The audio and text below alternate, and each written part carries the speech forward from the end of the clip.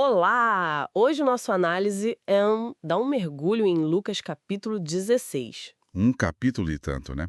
Fala muito sobre dinheiro, riqueza, administração. Pois é, mas parece que o foco mesmo é tipo assim, nas nossas lealdades, sabe? No que a gente valoriza de verdade pensando na eternidade. Exatamente. E como usamos o que temos aqui e agora. Vamos começar então com aquela parábola que, sempre gera bastante conversa, a do administrador infiel. Ou seria esperto? É a do administrador astuto, talvez seja melhor. A história é conhecida, né? Um administrador acusado de esbanjar os bens do patrão. Isso, está na iminência de ser demitido. E aí, ele age rápido, bem rápido. Age mesmo. Chama os devedores do chefe e, dá um desconto generoso na conta deles. Azeite, trigo. E o mais surpreendente é que o patrão depois elogia o cara. Como assim? Pois é, mas o elogio não é pela desonestidade, claro. É pela prudência, pela astúcia dele em garantir o próprio futuro. Ah, tá, entendi. Tipo, ele usou a cabeça pra se virar numa situação difícil. Exato. E o texto até dá uma cutucada, né? Diz que as pessoas deste mundo, às vezes, são mais sagazes nos seus negócios do que as pessoas da luz. Interessante. É quase um chamado pra gente usar a inteligência que tem, mas pros fins certos, pensando no eterno. Isso. E aí vem a aplicação. Usar a riqueza da injustiça, talvez os bens materiais mesmo, Uhum. que podem ser tão problemáticos, né?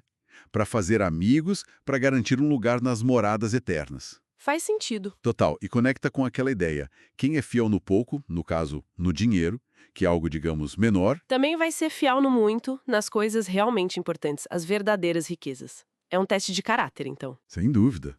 Um teste de prioridade. Onde está o nosso coração? E isso leva direto àquela afirmação, né? Bem forte. Qual delas? Ninguém pode servir a dois senhores. Não podeis servir a Deus e ao dinheiro. Mamon, né? É, uma escolha fundamental que precisa ser feita. Preto no branco. E essa fala mexe direto com um grupo específico ali. Os fariseus. Ah, sim. O texto diz que eles eram amantes do dinheiro. Imagino que não gostaram nadinha de ouvir isso. Não mesmo. A reação é de zombaria, de escárnio. Mas Jesus não deixa barato. O que ele diz? Basicamente, vocês podem até tentar parecer justos para os outros. Mas Deus conhece o coração. E aquilo que vocês valorizam tanto, Riqueza? Status? pode ser detestável para Deus. É uma inversão total de valores. Aí tem umas pinceladas rápidas sobre a lei, os profetas, João Batista, até divórcio. Quase como para reforçar essa tensão, né, entre os valores do reino que Jesus anunciava e os valores do mundo que eles representavam. Exatamente. A lei e os profetas apontavam para essa nova realidade. A régua de Deus é outra, especialmente em relação à riqueza. E essa tensão toda, ela explode na parábola seguinte. Ah, essa é impactante. O rico e Lázaro. Muito. A descrição visual é poderosa. O rico vivendo no luxo total, púrpura, banquetes diários. E o mendigo Lázaro ali na porta, coberto de chagas, faminto, desejando só as migalhas que caíam da mesa, é de cortar o coração. E aí, a morte chega para ambos. E o cenário vira completamente. Lázaro é levado pelos anjos para o seio de Abraão, um lugar de consolo. E o rico? Onde ele vai parar? Pro Hades. Um lugar de tormento, de angústia. E o diálogo entre ele e Abraão, lá do outro lado, é revelador. Ele pede ajuda, né? Primeiro para ele mesmo, um pouco de água. Isso. E depois, ele pensa na família. Pede para Abraão mandar Lázaro de volta para avisar os 5 irmãos dele, para eles não terem o mesmo destino. Uma preocupação tardia, talvez. E Abraão, o que responde? Nega os 2 pedidos. Primeiro, explica que as sortes foram invertidas e que existe um grande abismo entre eles. Intransponível. Ou seja, não tem mais o que fazer. Exato. E sobre avisar os irmãos, a resposta é direta. Eles têm Moisés e os profetas. Ouçam-nos. Quer dizer, eles já têm as escrituras, a revelação de Deus já estava disponível para eles. Precisamente.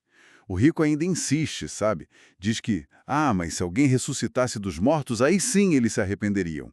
Um sinal extraordinário. Ele aposta no espetacular para convencer. É, Mas a resposta final de Abraão é demolidora. Se não dão ouvidos a Moisés e aos profetas, tampouco se deixarão persuadir, ainda que ressuscite alguém dentre os mortos. Nossa! Isso coloca um peso enorme na palavra que já foi dada, né? Mais do que em sinais e maravilhas. Totalmente. A questão central não parece ser a falta de evidência, mas a disposição do coração para ouvir e obedecer ao que já se sabe. Então, se a gente junta as peças de Lucas 16, as duas parábolas, a fala sobre servir a Deus ou ao dinheiro, parece que o capítulo todo nos confronta, né?